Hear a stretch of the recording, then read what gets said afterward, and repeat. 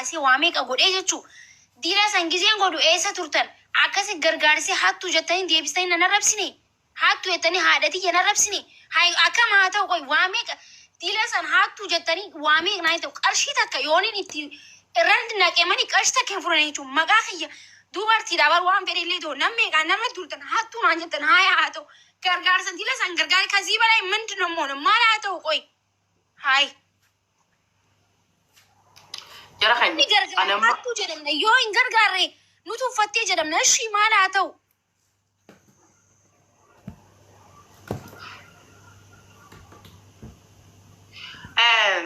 Jara keenya himattee jirti mijijoofni dhageessanii ifii nama tuttuutanii ifii harka laagaa nama qeessanii ifii nama haqqisiistanii ifii as deebitanii waan feetan dubbattanii ifii haadha nama arrabsitanii ifii haadha nama gaddeebiftanii ifii deebitanii hararge tuffatteettanii ifumaa fiddanii ifumaa fixattanii ifumaa kaleellee yaamtanii natti himattanii jechuu. Okay, maayikii nuufi jettan maayikiin isinii fide jechi maayikii kana ta'e isinii galteema ifii lama hadheessitanii harka laagaa nama qeessanii nama diddiisitanii way ani hin beeku Oromoo ani hin beeku akkaan itti dubbadhullee hin beeku wallahi hin beeku waan maayikiin dubbattus ni dhageessanii hottol beemaa meesiin ol baasa dubbadhu hedduu nama ajaa'iba hedduu wallahi ani dubbiin akka dubbii tanaan na dhibde takka illee nu jirtu takka illee an dubbii dhiiraatillee ni fita wallahi jidduu taa'ee garuu ammoo dubbiin tuni lafee daaqaa dangarte ifii nama hadheessanii ifii qaraaruu nama godhaniiti yoo tolchite maa tolchita yoo balleessite maa balleessita yoo goote anarras boorus jabduudha nama tokkoofillee garagalee nama tokkoofillee nama lafa qabatu miti ammas boorus jechuudha gaafa gargaarsanii mubaaraktu gargaaruu qabaa isin gargaaruu qabdu dubartiin bikkanum buutu jaani footooshooppii na godhanii jechuudha viidiyoo sananii jira ammallee footooshooppii na godhaniiti maakidha jaaniin qaalitti qullaa ganda waan biraa godhu jirtu ol baasanii irra taa'u turan jechuudha warrummaan amma amma iyyuu jiru kun si galee. So kanaaf yoo namni gargaare hattuu jedhama gaafsan akkan gargaarsan namni bar aaree bar maqaa kiyyaan bar gaafsan giiftaroonni bar aaraniiti maqaa kiyyaan gargaarsi yeroo duraati miileena takka gargaarsi irratti bu'ee bar maqaa kiyyaan anaa fi bar kunoo haasaa barreessan gaafsanis namni gargaarsa maqaa maakiitiin jennaan giiftaroonni hundi giiftii waan qaban ijoolleen bitachuu hin dandeenye hunda maallaqa kannanii miileena takka maqaa kiyyaan buusan namni maaliif buusan gaafsan namni akkasii irra dulee na arrabsanii haamilee isiitiif akkatti haatii isii arrabsamte ka footooshooppii godhan gargaarsa kana inuman if duraan deemaree gadi deebuu jeetiin arrabsamee gargaarsa kana hin dhiisu jeetiin galmaaniin gaajeetiin deemuu kiyya harkanii mooraalii kiyyaaf akkasii dhufanii giiftii dila san buusan jechuu gaafa sanis ayyee bakka kana booda waamuma kana keessaa hun seenu jee dhiisee waan jechuun akkasitti arrabse ummaanti yoo maal itti firraa dhiisii yoo akkasii arrabsan maaliif gootaa waa takka namni fedhe haa du'etti bakka dhiisii waan siin taa'e dhiisetti egaa namni waan haadha kee faamilii kee arrabsama akkamitti namni biraa haa fayyoottee gargaarta dantaa isaanitti abbaan fedhe namni yoo osoo sin kabajiin akkamitti.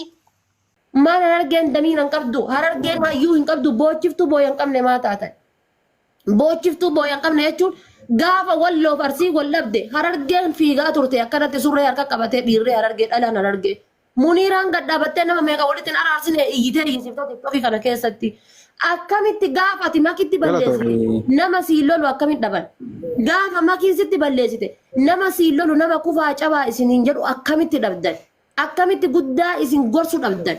Salphataa jirtan moo salphataan jirtan akkana wal qooddanii ituudha arfan qalloo maali dirreedha maali jettanii shantanii akka harka wannoo kana wal fixxan amma deebitanii ufii keessanii obboleettii teessan tan isinirra diqqootan tan harka irra guddiftan tan inshaallah haadha waan barbaadde umriin isii waggaa 50-60 ta'u makiinadha nama dubartiidha tokkoffaa dubartummaan kabajamuu qabdi lammaffaa bakka sani waan isin balleessitetti dhooftanii itti lolattanii keessaan lattanii mucuggootanii arrabsitanii dhoggachuu danda'uu qabdan yoo kana hin dandeenye ati mee sanyii jaarraa abbaa gadaa ta'uun kan kee maal fayyada yaa ibsaa kiyya sanyii elemoo qilxuu ta'uun kan kee maal fayyada elemoo qilxuu jaarraa abbaa gadaa galee waan ata dharra jirtu kana osoo arge ni gammada adda warri duubaan taa'ee jaa ibsaa kenna booticha kenna jabaadhu push godhi sirrii jirta dullattii tana itti himi akkoo isitti himi haadha isii fida galabbata akkasii isin jedhu kun maal yaa jaalibsaa kiyya meela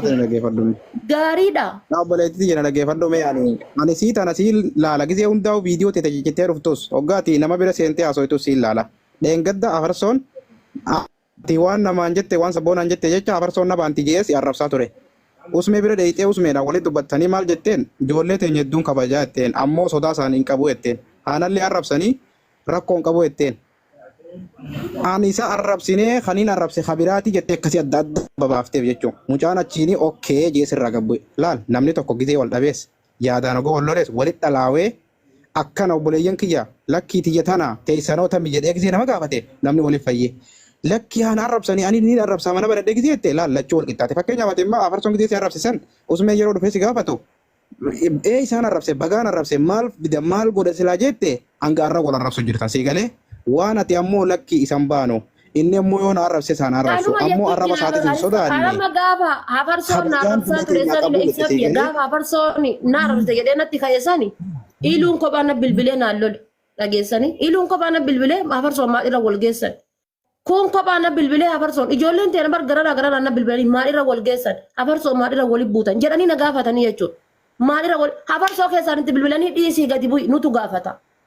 Dhiisii gabbu'i nutu itti haasayata. Dhiisii gabbu'i nutu gaafatadhanii afarsoon irraa dhoggaa turanii jechuudha. Wayannoo nama jabaa wayii akkasii ta'eeti itti lalanii irraa dhoggaa turan. Gaafati makii arrabsitu namni gadi bu'i jaalibsa kootu gabbu'i gastiirra makii kootu gabbu'i atillee. Kota amman tana gabbu didda namo anatu sinirra dul anatu sinirra bobba nama sin injeru ma dabdan hin qabdu hayyun hayyun qabdu harargeen jaba sibratti arkamne nama si caana rakkatee lafatti kufee arkiftaati si baddi jiraachuu qaba sa'aatii 24 jechuu si galee isa gargaaruuni takiin isaaf sagalee ta'uuni gaarii miti jechuun jiru saayiba gaarii ta'uu dandeessan siitu beekaru abbaan dhimma akkanatti naasu inni gaafa sanuu siitu hedduu dubbatu jiraaf sirba 45 sammuu keessaa qaba. Takkaan dhageenya amma kana meebii dandeettii ta'uu danda'a sirba 45 sammuu keessa jira.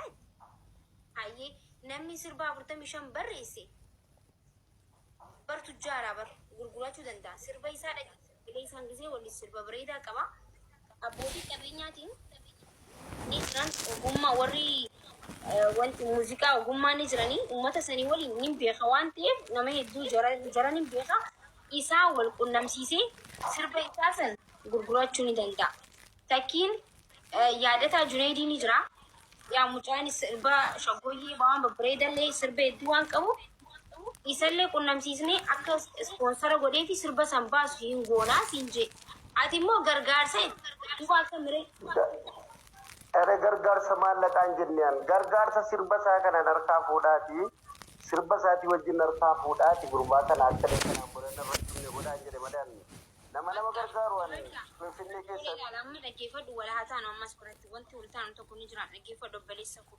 Because amma karaa raggatti naa jettee namni gisee jechuun gisummaa ilmi namaa maaliif yoo mirga deeme bitaa akkana qajeeluun beeku jechuudha. Amma engaddas dubbadhee fixe gisee lama sadiin oliin dubbadhe yoo tijibe immoo atuu akka inni tijibne hin beeku uummanni nama hedduu asirra dhaggeeffataa jira. Kanaafuu amma wanti nuti goonu caafitu. Mucaa yoomitti fidaree gurbaa guyyaan argaan.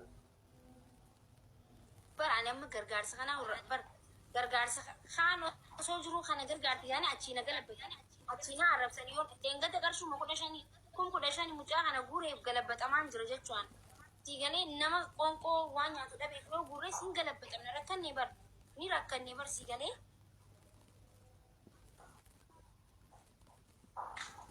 Maki. Assalamu alaikum.